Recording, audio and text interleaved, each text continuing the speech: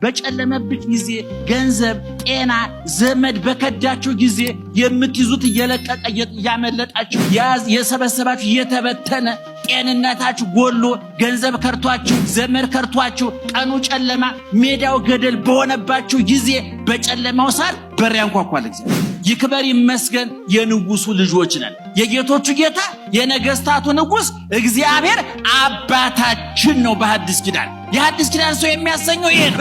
መተኪያ የሌለን ሁለት ነገሮች ነን። አንድ እግዚአብሔር ነው፣ ሁለተኛ ድንግል ማርያም ነው። ሁለቱ አይተኩም። እግዚአብሔር ሁለተኛ ስለማይወለድ ሁለተኛ እናት የለውም። ጻድቃን ይተካካሉ፣ ቅዱሳን ይተካካሉ። እኛ ትጥቅ ፈተን ሐሞታችን ፈሶ ወኔ ከርቶን እጅ ለሰይጣን ለዓለም ለስጋ እጅ ሰተን ነው እንጂ ጊዮርጊስ ማለት የሚተካ ነው። አርሴማ ማለት የምትተካ ነው። ተክለ ሃይማኖት የሚተኩ ናቸው። የድሮ ተክለ ሃይማኖት አሁን ሌላ ተክለ ሃይማኖት ሊመጣ ይችላል። ሌላ ጊዮርጊስ ሊመጣ ሌላ እግዚአብሔር ወላድ ነው። ቤተክርስቲያን ወላድ ናት። በየዘመኑ ተወልዳለች። የማይተኩት ሁለት አካላት ናቸው። ነግሬያቸዋለሁ አይደል? እግዚአብሔር አይተካም፣ ድንግል ማርያም አትተካም።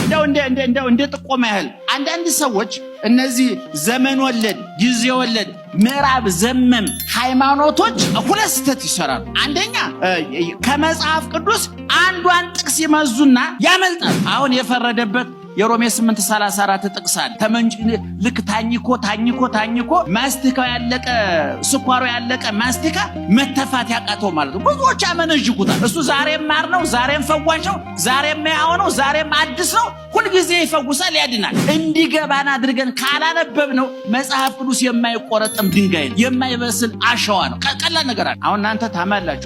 ቄሶቹ የብረት በር እያሉ የሀብታም ቤት እያዩ ነው የሚሄዱት ትላላችሁ። እና ምን እናድርግ? ሰዎች አይደለን እንዴ? እኛ ገብርኤል ነው። እኔ እኮ ወልደ ሚካኤል እንጂ ሚካኤል አይደለም። የኔ ጌታ ታውቃለህ? ቄሱ ወልደ ገብርኤል እንጂ ገብርኤል አይደለም፣ ሰው ነው። አንተ በርን ከከፈትከው ቄሱን ስትጠብቅ ክርስቶስ ራሱ ቤት ሊመጣ ይችላል። በርን ክፈተው፣ ልብን ክፈተው። ከአብርሃምና ከኛ እኛ ነበርን የምንበልጠው። ምን ያህል እንደተዋረድን የምታውቁት እኮ በሐዲስ ኪዳን ስጋውን በልተን ደሙን ጠጥተን ልጅነት አግኝተን ስንሞሸር የተክሊል ዕለት ምንድነው የምንለው? ጋብቻቸውን የአብርሃምና የሳራ ያድርግላችሁ። ይሄ ትልቅ ውርደት ነው። ቢገባን ማለት ነው። እኛ ተንኮታኩተን ወርቀን ነው። እነሱ ግን በጨለማ ውስጥ የሚያበሩ አይና ከዋክብት ስለሆኑ አብርሃምን ዘመን ሊያስረጀው አልቻለም። የሚገርማቸው ሰው ደግሞ ገራጅ የለው፣ ስፔር ፓርት እንደ መኪና መለዋወጫ የለው።